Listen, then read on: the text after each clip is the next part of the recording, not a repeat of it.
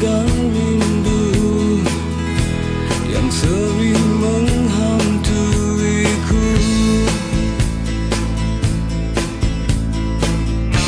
Semenjak kau datang di hatiku sayang, semua rasaku hilang.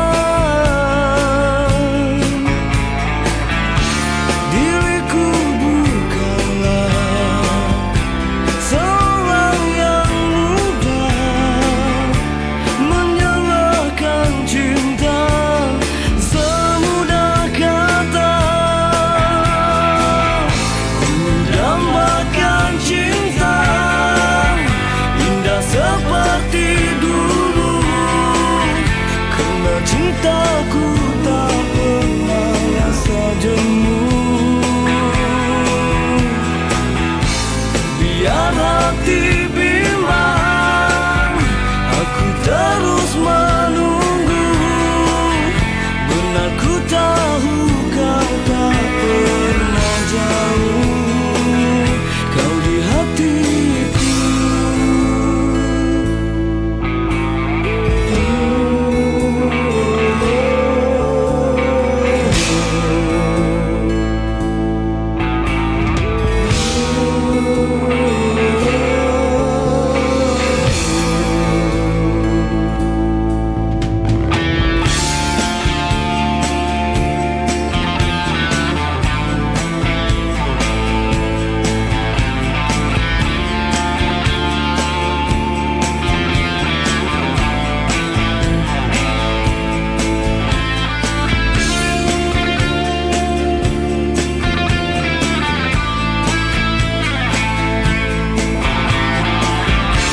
Di hari yang datang, janganlah kau ulang lukai hatiku sayang.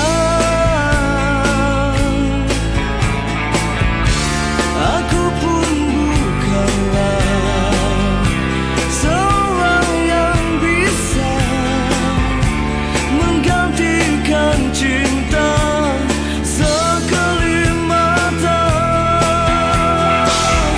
Aku inginkan cinta kita seperti dulu, karena cintaku tak mudah rasa jemu. Biar hati bimbang, aku terus menunggu, dan aku tahu kau tak pergi jauh. Intuisiku.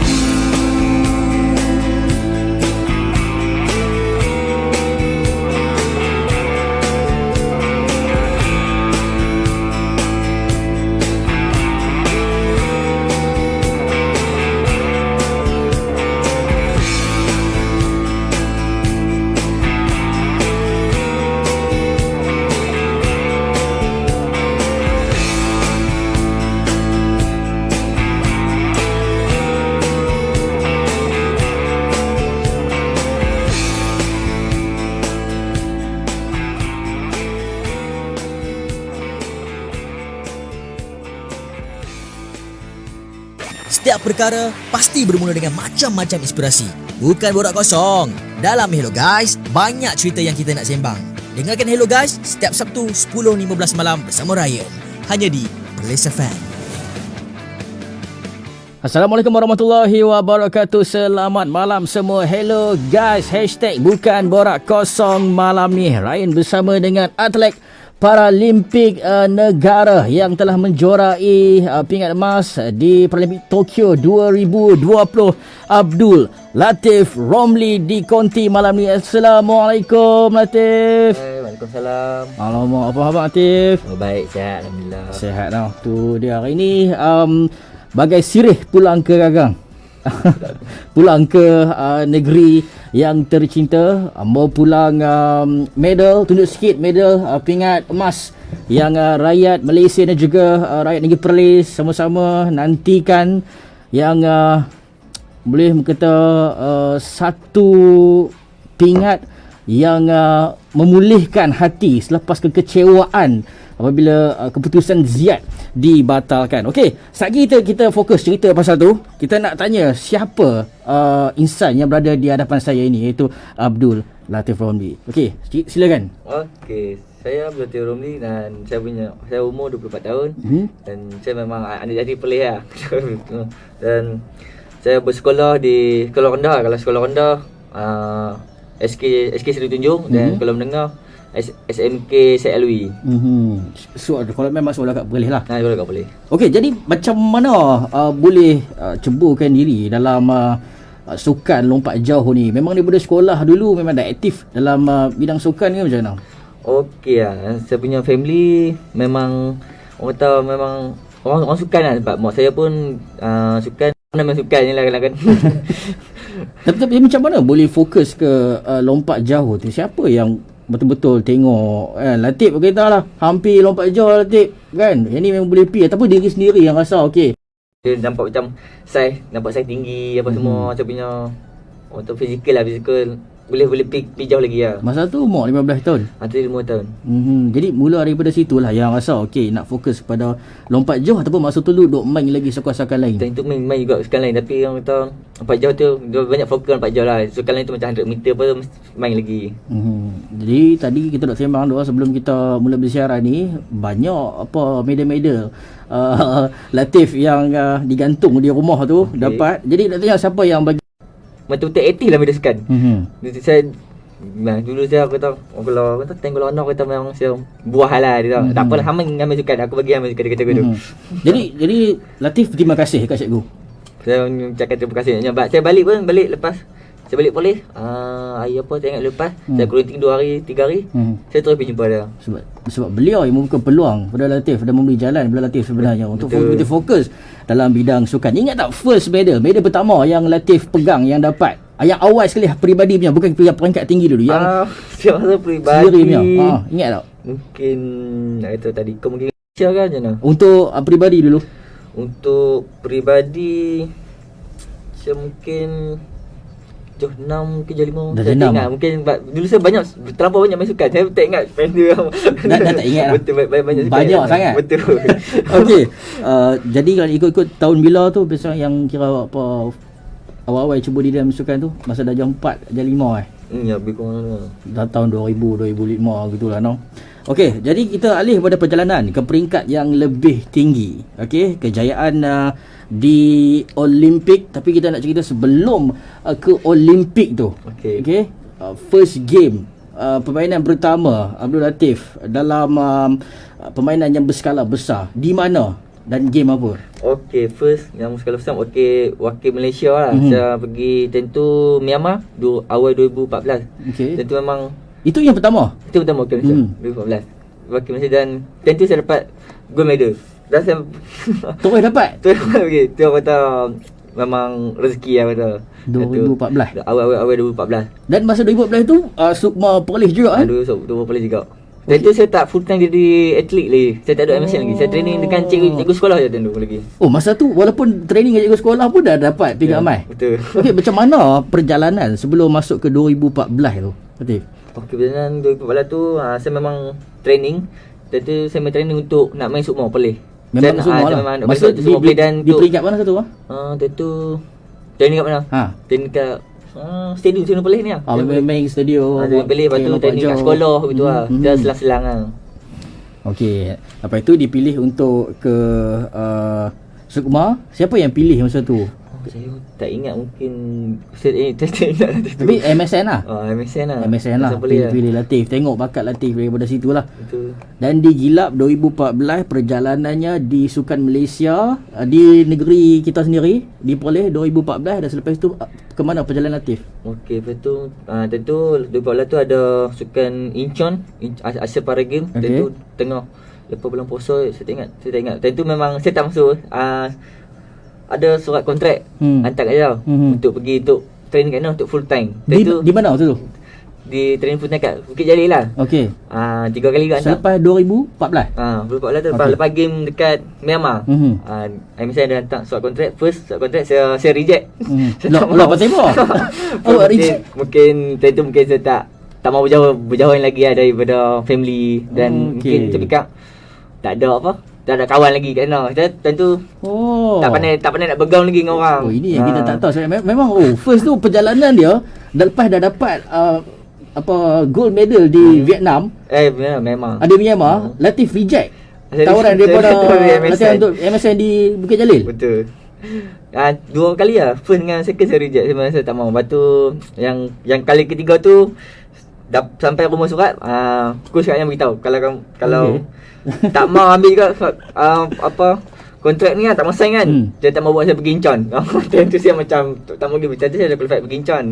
Macam aduh, macam mana? Saya macam ngamuk. Hati memang nak pergi, cuma tak mau training dekat Bukit Jalil. Betul, tak mau training kat sana. Nak berjam kalau pergi training sana mungkin nak berbalik setahun kali yang boleh balik kan. Lepas tu macam ngamuk mau kata tak apalah, pergi ambil pengalaman baru, belajar berdikari. Saya pergi tu training sana lah. Apa yang boleh ubah pemikiran Latif satu? Itu mungkin Asal memang kata okey kalau aku tak pergi ni, inilah peluang terakhir. Betul saya kata mungkin peluang mungkin tak ada dah pandai nak dapat kontrak untuk full time training. Jadi untuk anda semua kalau dapat peluang tu, rebutlah peluang tu. Betul.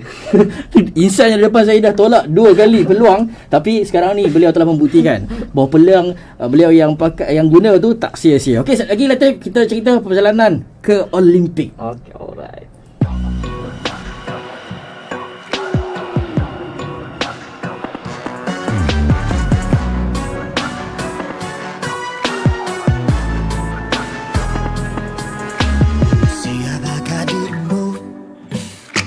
Silakan beritahu siapakah diriku kepadamu yang terbaru. Ada rahasiaku yang kau perlu tunggu. Di sebalik baju sesuatu yang harus kau tahu. Dan ada rahasiaku yang kau perlu tunggu. Di sebalik baju tersembunyi sesuatu pun yang kau perlu tahu.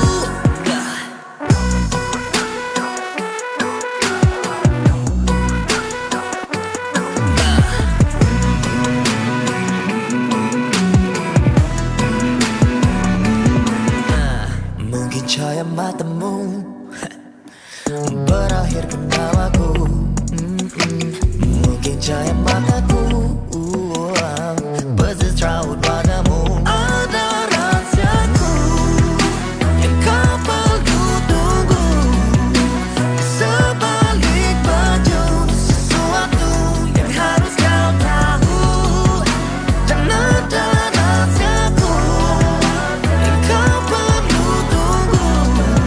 Di sebalik baju tersembunyi sesuatu pun yang kau perlu tahu.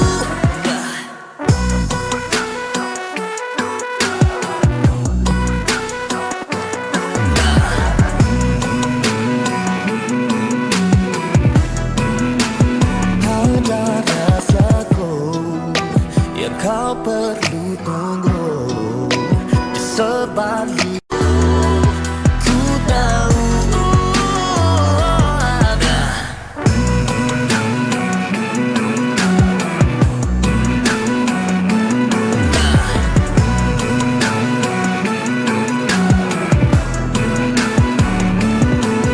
Abdul Latif Romli, pemenang pingat emas untuk Sukan Paralimpik Tokyo kategori T20 lompat jauh.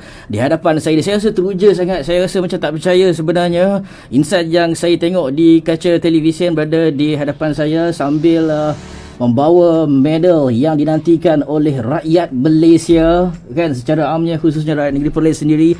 Okey Latif, perjalanan Olimpik, Paralimpik yang awalnya 2016 di Rio. Okey, sama-sama juga tadi cerita perjalanannya. Latif kata itu yang sukar. Okey, apabila kita lalui yang sukar, kita akan lalu insya-Allah yang mudah sikit. Okey, cerita sikit pengalaman di Rio tu macam mana? Okey, perjalanan saya ke Rio masa tu 2016 memang sangat-sangat saya memang tank tu memang memang tough lah saya punya perjalanan sebab start sebenarnya saya ada game time tu masa kat Dubai. Saya injury saya punya back belakang koyok. Time tu saya punya nak ambil masa nak pulih tu dalam masa 6 bulan ke 7 bulan pulih. Dan dari sebelum tu ke Rio tu dan tu saya dah qualified Tokyo Rio dah. Rio, Dan dah qualified dah. Lepas tu saya dah rehab buat recovery apa semua dalam masa 6 bulan tu.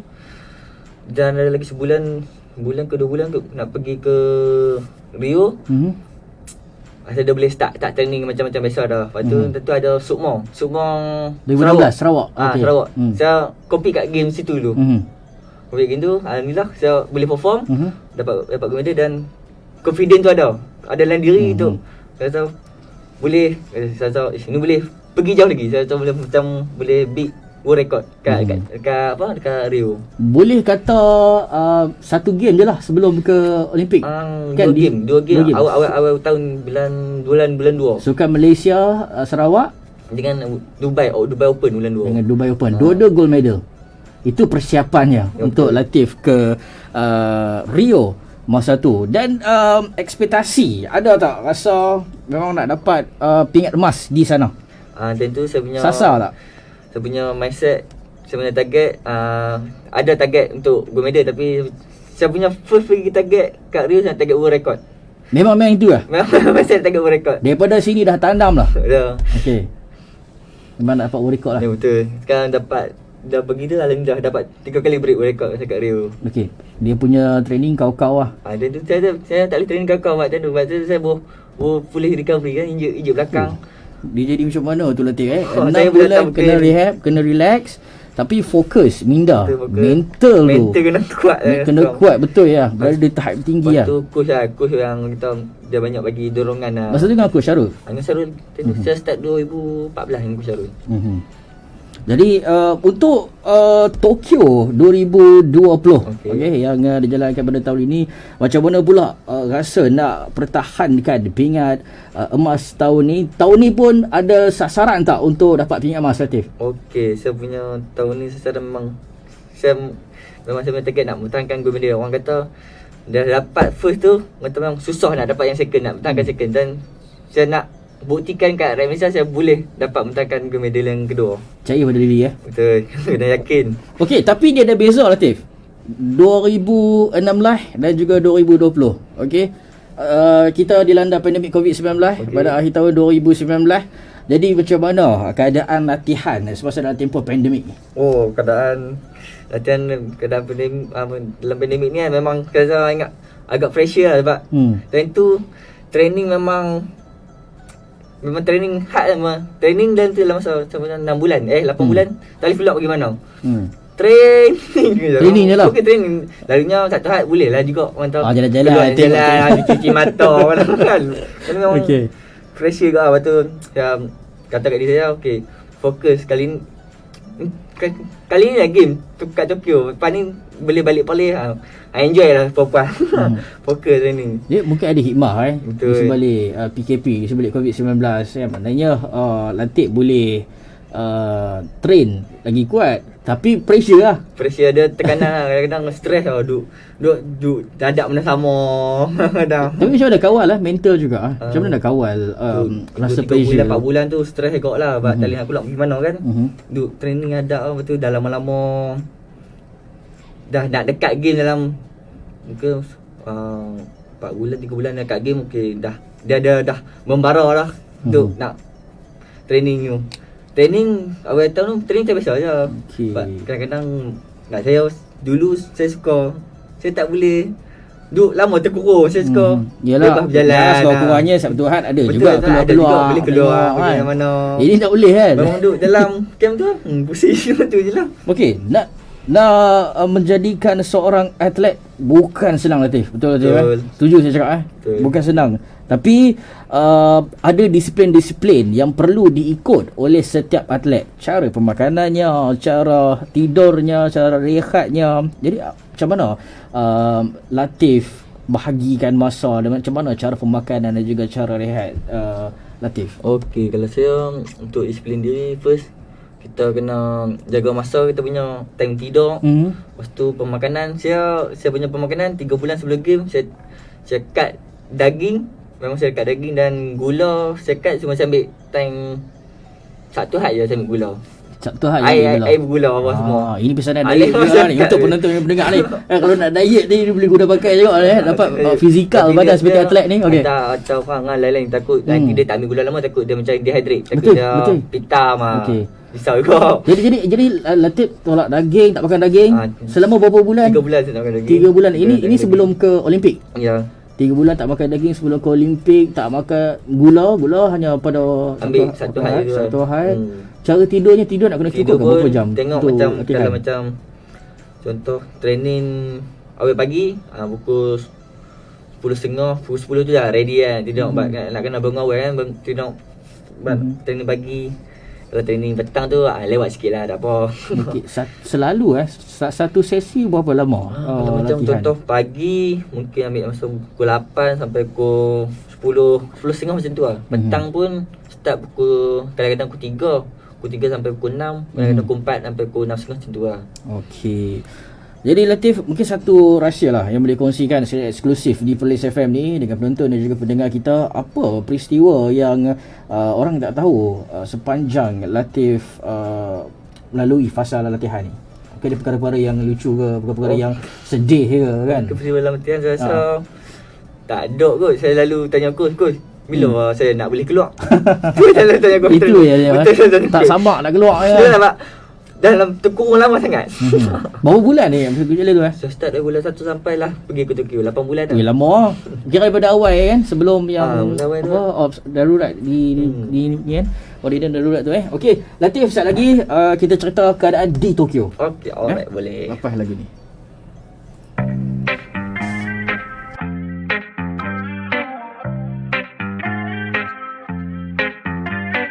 Bukan yang kaleng-kaleng, jangan nak main-main.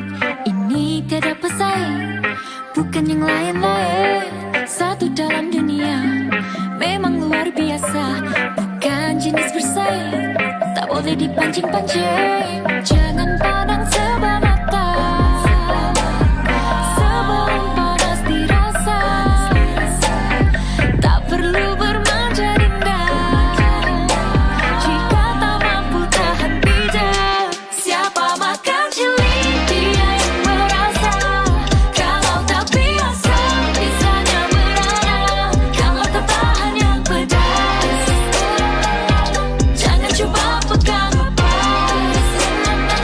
Oh yeah yeah yeah, pedas pedas pedas pedas, pedas pedas, pedas pedas pedas pedas, pedas pedas pedas. Oh yeah yeah yeah. Celupa menular macam ular, datang pula si manis gula-gula yang mula-mula pura-pura lebih, lepas pura-pura cuba-cuba lebih. Lama-lama naik pula kepala, ketujuh petala tanya yang ketara. Pada anak dara tegur ada cara, cakap ada cara, jadi fikir sebelum bersuara. Jangan pandang sebelah mata, sebelum panas dirasa. Tak perlu bermanja indah, jika tak mampu tahan pijat. Siapa makan cili, jangan pandang sebelah mata, sebelum panas dirasa. Tak perlu bermanja indah, jika tak mampu tahan pijat. Siapa makan cili, dia yang merasa. Kalau tak biasa, bisanya merana. Kalau tak tahan yang pedas, jangan cuba pegang lepas. Pedas pedas pedas pedas, pedas pedas, pedas pedas pedas pedas, pedas pedas, pedas pedas pedas pedas, pedas pedas, pedas pedas. Oh yeah yeah yeah. Setiap perkara pasti bermula dengan macam-macam inspirasi. Bukan borak kosong. Dalam Hello Guys, banyak cerita yang kita nak sembang. Dengarkan Hello Guys setiap Sabtu 10.15 malam bersama Ryan. Hanya di Perlis FM. Hello guys, saya masih lagi bersama dengan Abdul Latif Romli, pemenang pingat emas untuk acara lompat jauh, okey, kategori T20. Latif, T20, okey, Paralimpik. Fizikalnya insan sosok tubuh di hadapan saya tak ubah seperti model. Okey, diberi julukan pula sekarang ni macam Misak kan. Ubah penampilannya pada Rio dan sekarang ni kan 2020. Di mana Paralimpik Okey. Macam kami Paralimpik orang tahu tak nampak macam ni sebab kami macam saya orang kata lambat belajar macam slow. Sebab saya pun start boleh membaca pun 2 tingkatan 3. Sebab saya pun kadang-kadang saya cepat lupa. Dia macam saya slow, macam dah setengah. Yang lain dia macam terlampau hyper sangat. Tak berhenti kadang-kadang. Dia okey, barisan-barisan yang berada di Tokyo masa tu semua tu macam Latif ke lagu mana? Semua dia kategori semua sama saya. Dia pun lupa agak lah. Dia takkan campur. dia ada dua, satu dia macam terlampau hyper, satu macam dalam slow gitu. Dia lain-lain, dia tak sama. Dia lain tapi dalam kategori yang sama. Kategori yang sama juga. Ini sebab rakyat Malaysia ada juga rakyat Perlis nak tahu ni kan. Sebab dia kata tak nampak pun. Yang tu lagi jumpa tak nampak pun tang mana dia punya ni kan. Okey, Latif di Tokyo, bagaimana keadaan di Tokyo? Macam mana keadaan bila touchdown sampai di Tokyo? Okey, first sampai kat airport tu kami kena buat saringan saliva. Saringan air liok. Lepas tu naik kena tunggu kami kat airport tunggu 3 jam. Lama. Nak tunggu result sebab ada seorang tu di KL pun kena buat kan? Kat KL 2 hari sebelum. Sehari sebelum ke 2 hari sebelum tak ingat. Okey, buat di KL lepas tu naik terbang di sana pun kena buat. Di sana buat saliva je, tak ada cucuk hidung. Kat sini cucuk hidung. Kat sini cucuk hidung, kat sana buat saliva je. Kena tunggu 3 jam. Ada patutnya kena tunggu sejam lebih lah. Ada seorang tu tak dapat detect. Dari Pakistan dia punya negatif ke positif. Tu yang kena lama tunggu 3 jam. Kita punya atlet lah. Coach juga saya. Coach saya ingat. Coach lah. Coach. Lepas tu naik bas sejam lebih lah pergi ke Game Village. Pergi Game Village tu rehat. Coach bagi rehat lah sehari. Sebab penat kan flight kan. Relax dulu lah. Tapi tak boleh keluar kan. Tak boleh keluar. Order lagi Game Village je lah. Duduk satu hari dalam bilik. Lepas tu esok tu dah start warm up macam mana? Esok tu coach dah start pergi tengok track, omak jogging apa, bagi apa tu? Orang bagi macam mana orang kata? Bagi tengok keadaan lah. Bagi tengok keadaan itulah. Macam mana di Tokyo masa tu prosedur dia punya pembatasan-pembatasan, ada SOP yang perlu kita ikut ke? Ada tak? Macam lah kita nak perintah kawalan kepada mungkin sana leng sikit ke, longgak sikit ke, boleh pakai mask ke tak boleh pakai mask ke? Kat sana saya rasa semua kena pakai mask tapi sama je macam Malaysia tak ada sangat pun macam jaga SOP lah. Macam saya duduk sana, duduk dalam bilik tiap-tiap hari kena buat saringan saliva. Hari-hari lah. Hari-hari tiap malam sebelum pukul 10 kena buat saliva dah. Okey, Latif, kita cerita hari pertandingan, hari yang dinanti-nantikan oleh rakyat Malaysia. Berapa hari sebelum tu? Berapa hari berada di? Seminggu lebih saya rasa. Seminggu selepas berada di Jepun. Okey, seminggu selepas tu hari yang dinanti-nantikan sudah tiba. Okey, jadi perasaan sewaktu itu, beraksi moral ketika itu sebab rakyat Malaysia dahagakan emas dari Latif. Okey, sebab selepas emas Ziyad dibatalkan. Jadi pressure, tekanan terletak di bahu Latif. Rasa tertekan tak masa tu? Kalau tertekan, kenapa? Macam mana nak kawal emosi tu? Latif. Macam Ziyad tu saya tak tertekan. Saya takut pressure diri saya macam misalnya coach. Macam mana ni? Tak apa, relax lah. Bujah buat terbaik, jangan duduk fikir orang jangan. Fikir diri ni dulu. Okey. Kau kata aku tu. Betul. Saya pun tenangkan diri apa semua. Tapi orang kata time saya warm up petang tu dia warm up saya game kat sana pukul 7 lah. 7 malam saya game. Saya warm up pukul 6 lebih. Memang berdebak lah sebab time tu saya tahun ni memang saya tak ada game langsung. Saya tak ada apa orang panggil untuk macam mana untuk yalah untuk dapat persiapan tak ada langsung kan. Kita memang tak ada game langsung. Yalah 8 bulan berada di Bukit Jalil. Yang fail tu rasa macam first time saya pergi game. Berdebak lah. Berdebak dia lain macam saya tak tahu yang aku saya berdebak aku tak apa. Aku kata relax baca apa-apa yang boleh baca.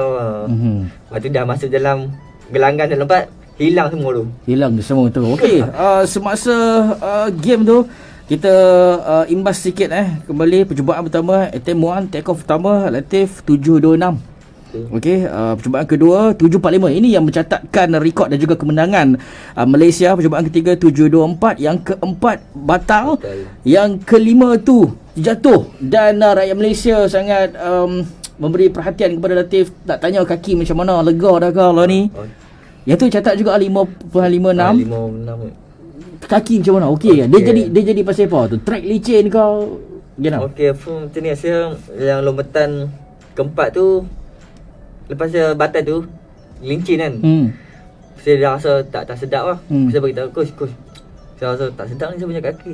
Yang mana? Yang selepas yang jatuh tu ialah? Yang lompatan keempat tu. Lepas keempat yang yang batal tu kan? Batal, Okey, dah rasa tak sedap lah. Tak sedap lah sebab time tu hujan lincin sama memang dia nak ambil lajak apa lagi kan? Sebab coach pun dah beritahu sebab hujan ni memang bersiko lincin.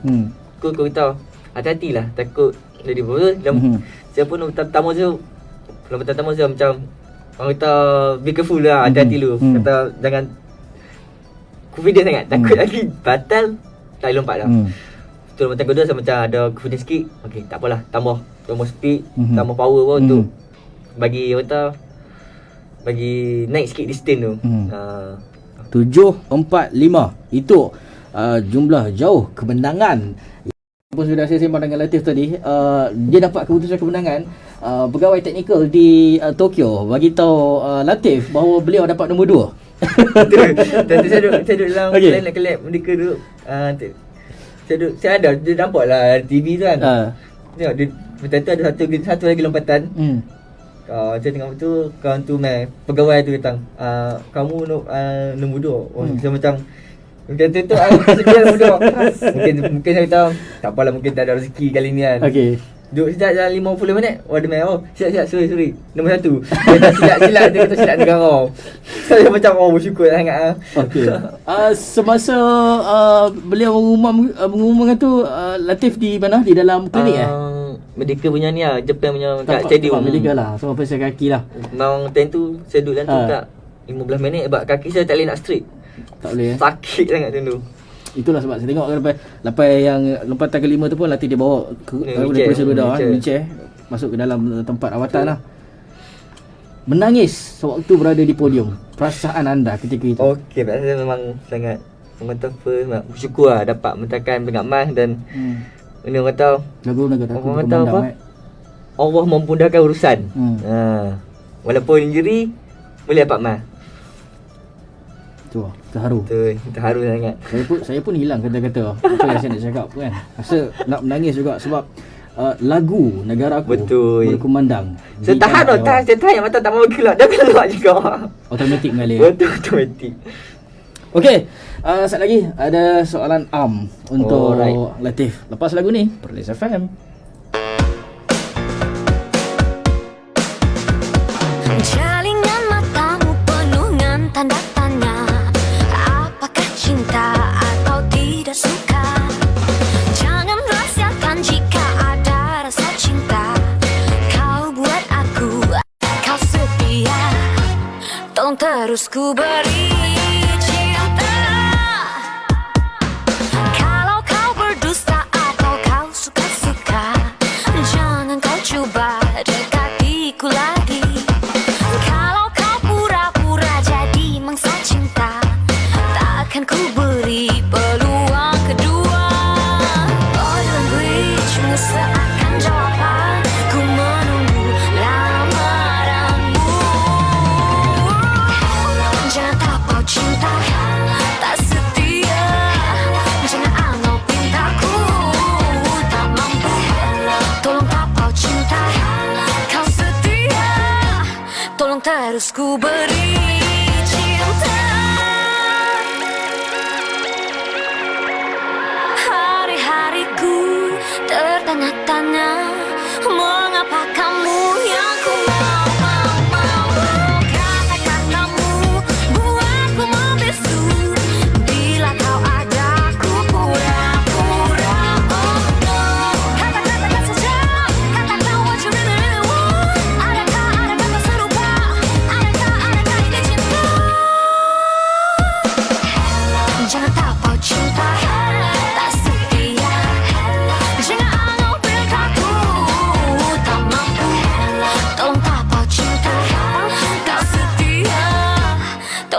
harus ku beri cinta.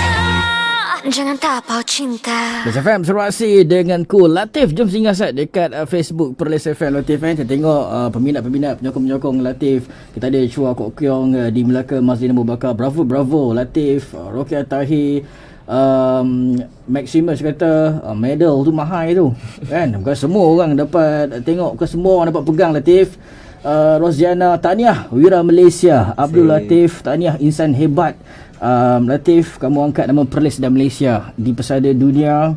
Latif Romli, tahniah daripada Sharifah Juwita Jamlul Lail. Encik Ruz Saad, juara dunia ni. Nur Hamizah, demi Malaysia. Assalamualaikum semua. Kaki dah okey Latif? Alhamdulillah. Okay. Max tanya okey Afif Adha Bogor Raya, Nizai Shah, lepas tu Cik Manayan, insan hebat terus mencipta kejayaan. Nofitrah, tahniah Latif. Cikgu Sekolah Menengah Kebahasaan saya Alwi, bangga dengan kamu Latif. Selamat malam untuk Latif.